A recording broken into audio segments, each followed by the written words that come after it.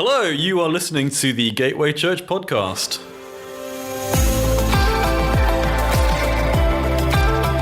Hello, welcome to the Gateway Church podcast. I'm Liam Flint and we're on location this week. We're going to treat you to a bit of a book review and some summer recommended reading for you. So who could you ask for better than these two? I've got Rich Stamp, one of the leaders here at Gateway, and also another leader, Jon Clark, who are going to join me. Now, they've brought an armoury full of books that they've been reading over this summer that they think will really benefit us, and they're basically going to pitch them to us and help us to get through our summer reading, give us some inspiration.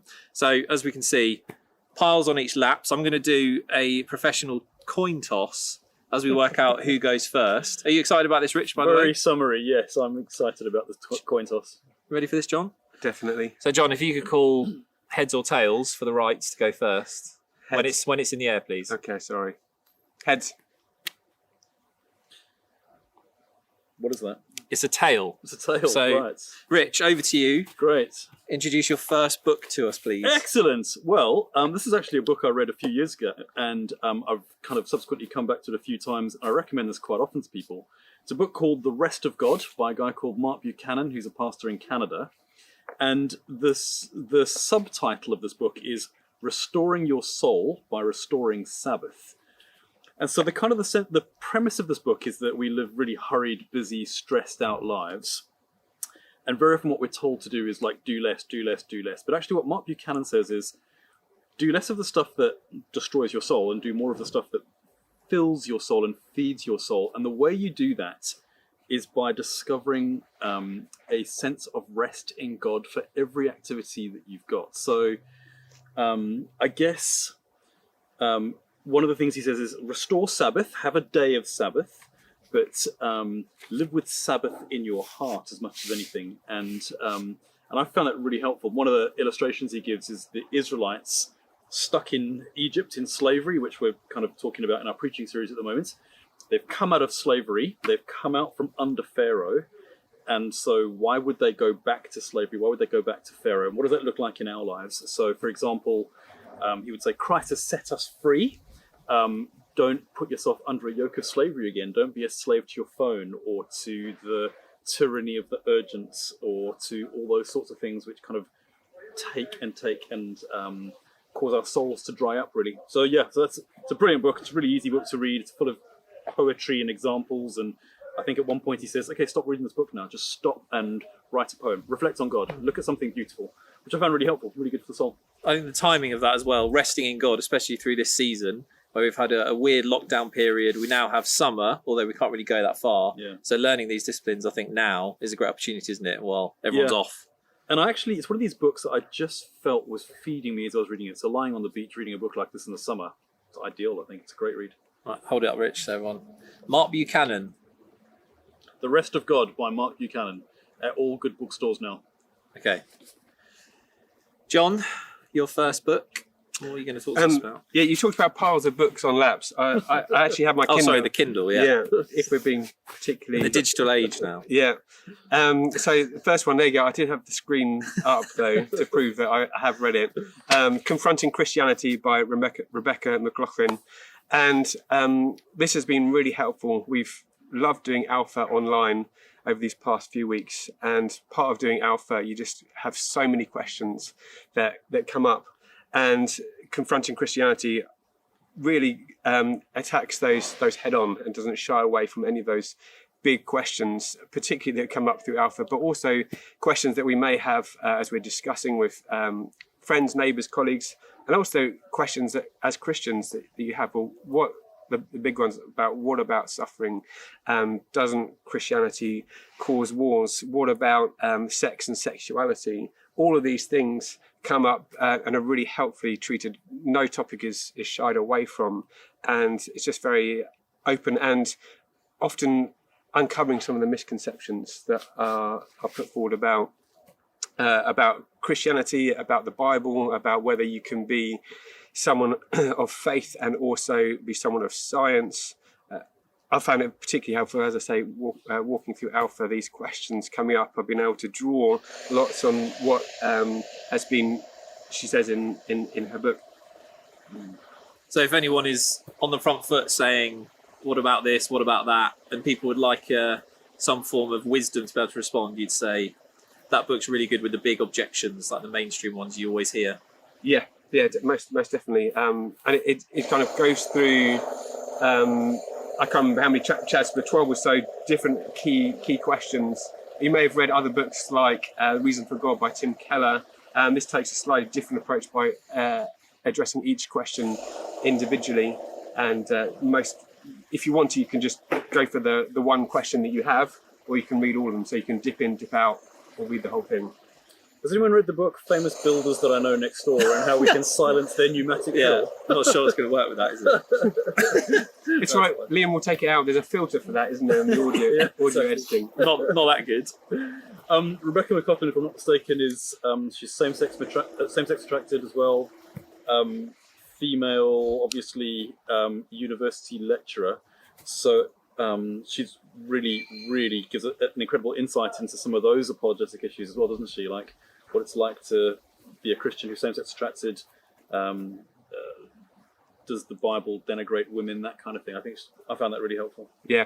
She speaks very openly and really helpfully into many of those difficult issues where you may fear to tread. She goes boldly. Yeah, she does. Yeah. Great. Rich, delve back into that pile. My second book is called The Good God by a wonderful theologian called Michael Reaves. So this is it's 100 pages long. It's like have a coffee, sit down for an afternoon, chill out and read it. And I think, I've often said this, and this is a big statement, I think this is the most important book, apart from the Bible, that I've ever read in terms of my Christian faith. And I know that the great mind of Andrew Wilson would probably agree with that as well. I think I've heard him say that too. So this book, John, you've read this as well, is essentially the doctrine of the Trinity. That's what theologians would say it's about. But actually, it's not a dusty academic book at all. It's essentially the relationship and explaining the relationship between the Father, the Son, and the Holy Spirit, and this incredible love story that has always been going on between them, and what the individual persons of the Trinity do in terms of their the way that's outworked. So one of the things he says is we can experience the Trinity, we can experience God three ways. We can experience the Trinity as God the Father, as God above us, as God the Son, Jesus, as God with us, and as God the Spirit, God within us. And I found that really helpful. And then he just fleshes that out, and he fleshes out how the relationship between the Trinity works, but more importantly, how we then interact with and are drawn into relationship with God through the outworking of the overflow of the love between the three persons of the Trinity. So I found this an incredibly helpful book in terms of understanding more about God.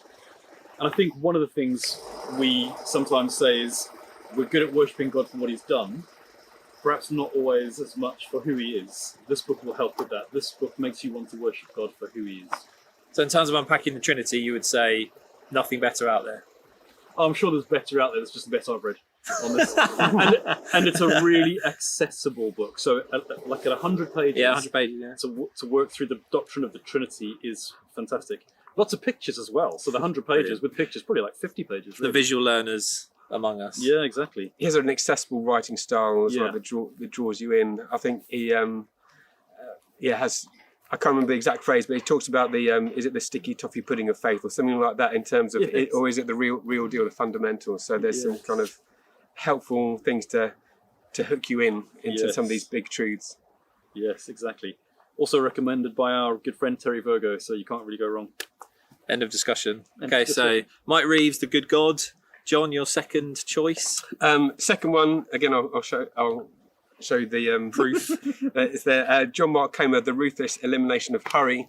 And this is one that we're currently reading as a team, and again, very relevant at the moment as we've had an opportunity to pause and assess what our lives are like. I know that many people found lockdown when it began quite releasing, because all the busyness of travelling here, there and everywhere was suddenly removed. And although we're been living through uncertain times, there was some release of the extra pressures that life put on us. And so this was obviously written before coronavirus and lockdown, but it kind of grapples with a number of those things of how we're often just running too fast.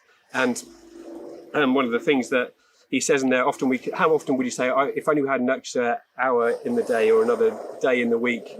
And he's saying, actually, that wouldn't help us because we'd just fill it with more stuff. Decades ago, he mentions there's a famous study of how with all the time-saving gadgets and devices that we'd have, they thought in the future our problem would be what to do with our leisure time. And I think that's not really a challenge that we're facing at the moment. It's just life being so busy and squeezed. He offers 10 helpful tests as to whether we're suffering from hurry sickness, and I think we all scored fairly highly on that in terms of just the pace of life and trying to do too many things and feeling rushed the whole time. And so he diagnoses that and encourages us into 4 practices of silence and solitude, of Sabbath. And one of the things he draws out helpfully is Sabbath is about stopping and delighting, because often we can think of Sabbath of, we can't do stuff, but also things that feed your soul and help you to connect with God. And then the other principles of simplicity and slowing. So I found this really helpful, in particularly in our current environment where we are drawing back and thinking, okay, what are the foundations? What are the fundamentals? And many of us saying, actually, we don't want to get back to the hecticness of life. This will be a helpful reading. Again, very accessible, easy to read, but some really deep and profound truths. I'm still recovering from doing that you found it assessment. challenging, didn't you? So yeah, I mean, you will be challenged, but it's very much worth it. Great book. I think the other thing I would say is my lockdown experience so far, I've really missed getting takeaways. So for me, it's been more about the ruthless elimination of curry. And also, as John pointed out, our barber's called Harry. So there's also been the ruthless elimination of Harry. Any more? Yeah, whatever works for you, I think. The builders next door, the ruthless elimination of slurry? I don't know. Give him his own spin-off podcast in a second. Can we do a send in your hurry puns? Yes, please.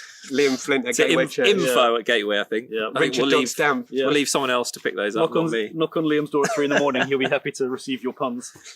So, second one from John Mark Comer, The Ruthless Elimination of Hurry. Great book. Now, before we just move on to our final books, I just wanted to ask you both, having a book is one thing and knowing I want to read this, but then I often find when I read through a book, by the time I've got halfway through, if I have any kind of break, I then cannot remember what on earth I've read. And you get to the end, it's an achievement, put it back on the shelf. But if you then ask me a week later, what were your 3 takeaways from that book? My mind is very blank. Yeah. So my question would be, for people who maybe aren't people who are reading 100 books a year, are there certain disciplines we can put in with note-taking or memorization or something that helps us retain what we read? Or is it just some people's brains can, some of us find it harder? What do you think? I think there's 2 things. One, in that you'll be surprised how much you retain, even if you can't consciously recall it. I often think about this with preaching, and Sundays you can think, oh, what was preached 2 Sundays ago? Often we can't remember that, but it's all in there. Similarly, you can't remember what you had for dinner two weeks ago, but you get the benefit from that. So, in one ways, if you can't kind of give a full and detailed synopsis, I wouldn't necessarily be too worried, because knowing that lots of it is going in there. So don't put yourself under too much pressure. But then also do things that help you. So part of the reason I often read on a Kindle is that you can highlight things as you go, and at the end export it all. And I've got a notebook thing where it syncs between my computer and my phone and my iPad, and so I can go through it again. And these are the key things that spoke to me, and go over that, because I think you're right. Often we're active learners, and so making notes like that. Also, I really don't like writing in books. I feel that's sacrilege. I was going to bring that up. Yeah. Wowza. That's controversial. I know that's my issue that I need to get over. It might be partly because I have really messy handwriting, and whenever I try to underline something, it goes over half the page. That might have something to do with it. It does make it harder to give it to other people if you've got all of your scribblings. But yeah I'm a scribbler. You're a bit of a scribbler. Yeah. In pencil. Yeah. But I think anything that helps you to engage with it and to be active rather than passive is helpful. Yeah. I think the other thing as well, because I am a scribbler, but I'm quite a careful scribbler. So when I'm reading a book, I've always got a pencil, and I'll put a little squiggle next to the most salient point. And so years later, if I'm thinking, I really need to remember, or I'm preaching on something on the Doctrine of Trinity, that Mike Reaves book was helpful. Take it off the shelf, look through my squiggles. Those were the things that were really helpful. So that's another discipline I find quite helpful. Okay, Kindle, scribble. Cool. There's a game show. Where do you think? Choose your mode as you read the summer, basically. Right, we're on to our final round of books. Yeah. So Rich, it's you, isn't it, to finish us off? So this is a book I read just finished really. It's called Bearing God's Name by a lady called Carmen Joy Imes. She's a PhD professor of theology, the Old Testament in Canada.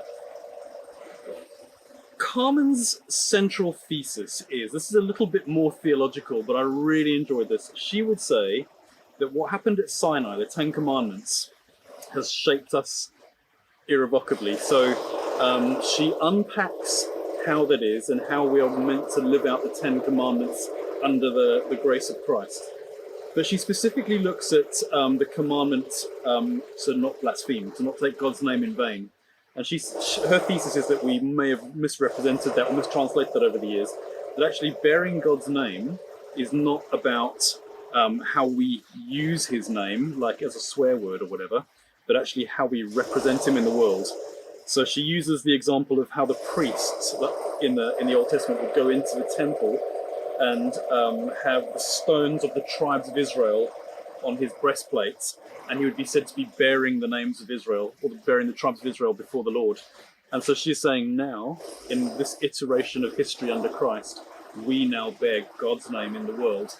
And so we're meant to represent him in everything we do. So when we take the Lord's name in vain, her argument is we're not bearing God's name well in the world. We're not living in a way that represents God well, which I found really releasing because it makes it slightly less legalistic and slightly more something I increasingly want to learn to do well.